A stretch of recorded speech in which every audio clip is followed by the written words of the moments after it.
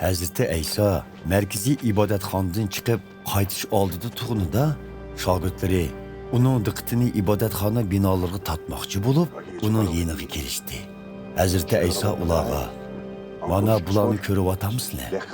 Bilib qo'yinglarki, bu yerdagi hamma narsa gumron qilindi. Hatto bir tal ul teshimi joyida qoldirilmaydi" dedi. Hazreti İsa Zaytun tig'ida o'ltirganda shogirdlari ostig'ina uning yeniga kelib, "Bizga ayting-chu, bu deganlaringiz qachon yuz beradi? Sizning va zamon oxirining kelishini bildiradigan qanday bishoratlar bo'ladi?" deb so'rashdi. Hazreti İsa ularga mundaq javob qaytardi: "Boshqalarning ozdirishidan hoshyor bo'linglar. Chunki nurg'un kishilar mening nomimni setib Qutquzguchi Masih men bo'lman devilib ko'p odamlarni ozdirdi. Sizlar urush xabarlari va urush shaplarini anglaysizlar. Bulardan olag'zodi bo'lib ketmanglar. Chunki bu ishlarning yuz berishi muqarrar. Lekin bu zamon oxiri yetib keldi deganlik emas. Bir millat yana bir millat bilan urush qiladi.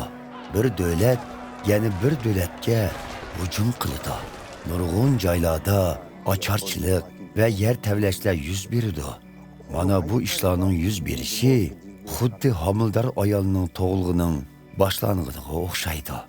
U chaqda kishilar sizlarni tutib, azob oqibatga selib o'ldirdi. Mana ishonganlar uchun butkul millatlar sizlardan nafratlanadi. U chaqda nurg'un kishilar e'tiqodidan tanidi, bir-birini tutib berdi va bir-biriga o'chmanlik qiladi. Nurg'un soxta payg'ambarlar maydonga kelib, nurg'un kishilarni ostirdi. Razilliklarning ko'pishi tufaylidan nurg'un kishilardagi mehr muhabbat so'ydi.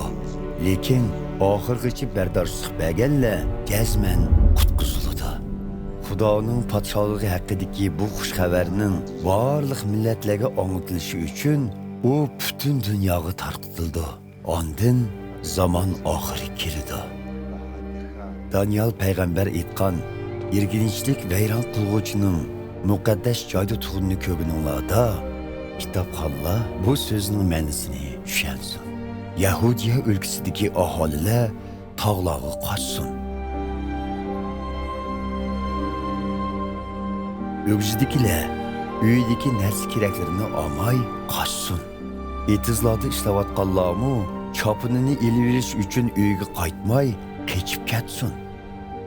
U kunlarda kechishi afsus bo'lgan homildor ayollar va bola imtilgan onalarning holi voy. Kechishimlarning qish yoki dam olish kuniga to'g'ri kelib qolmasligi uchun duo qilinglar. Chunki u kunlardagi baloyi ofatlar dunyo oxirida bo'lgandan buyon ko'rilib boqmagan.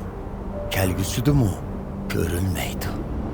U kunlar azaytilmasidi hech kim qutulolmaydi. Lekin Xudoning o'zi tanlaganlari uchun u kunlar azaytildi. Agar u chaqda birislarga qaranglar, qutqizguchi Masih bu yerda yoki Masih ana u yerda desa, ishonmanglar. Chunki soxta masihlar, soxta payg'ambarlar maydonga keladi. Agar mumkin bo'lsa-da, ular hatto Xudo tanlaganlarni cho'ng mo'jizlar va karomatlar bilan ozdirgan bo'ladi. Esinglarda bo'lsinki, men bularni aytish bilan sizlarni oldin ola ogohlantirib qo'ydim. Shuning uchun birislarga qaranglar, Masih cho'l bayavonda desa, bu yerga berib yurmanglar. Qaranglar, uyning ichida desa, ishonmanglar.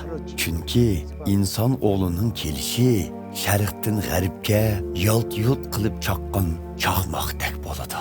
Quzg'unlarning to'planishi jasadning shu yerda ekanligini ko'rsatgandek, bu alomatlar men tilga olgan ishlarning yuz berishining muqarrar ekanligini ko'rsatdi. U baloyi ofatli kunlar o'tib ketgan hamon quyosh qoriyib, oy yorug'lik bermas, yulduzlar osmondan to'kilib, osmon jismlari larziga kelar. U chaqda Osmonda inson o'g'lining kelganligining alomatlari ko'rinadi. Yer yuzidagi butkul xalqlar yig'izor qilishidi. Ular inson o'g'lining kuch-qudrat va ulug' shon-sharaf bilan ko'kdagi bulutlar ustida kelayotganligini ko'rdi.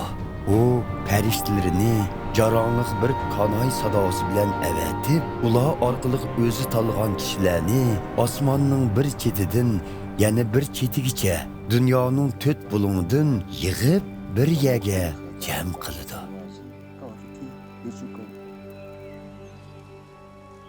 Anjur darig'idan savoq elish.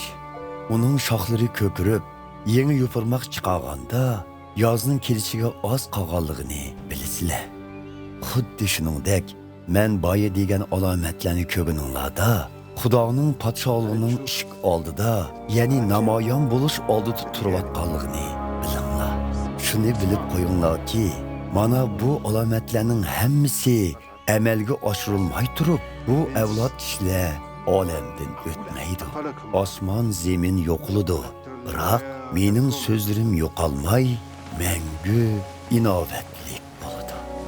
Bu ishlarning yuz beradigan vaqt soatiga kelsak, buni otamdan boshqa hech kim bilmaydi. Na arishtiki farishtalari, na o'g'li bilmaydi. Nuh payg'ambarning zamonida qandoq bo'lgan bo'lsa, inson o'g'li qaytib kelgandimi, shundoq bo'ladi. Nuh to'pon kelishdan ilgari kemaga o'tirgan kungacha shu zamonning kishilari bahramon, yeb-ichib, o'ylik, o'choqliq bo'lib kelgan edi.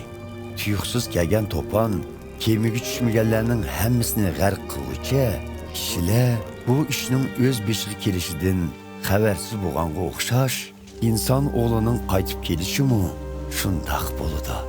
U kuni etizda ishlayotgan ikki kishidan biri qoldirilib, yana biri arshga elib ketildi.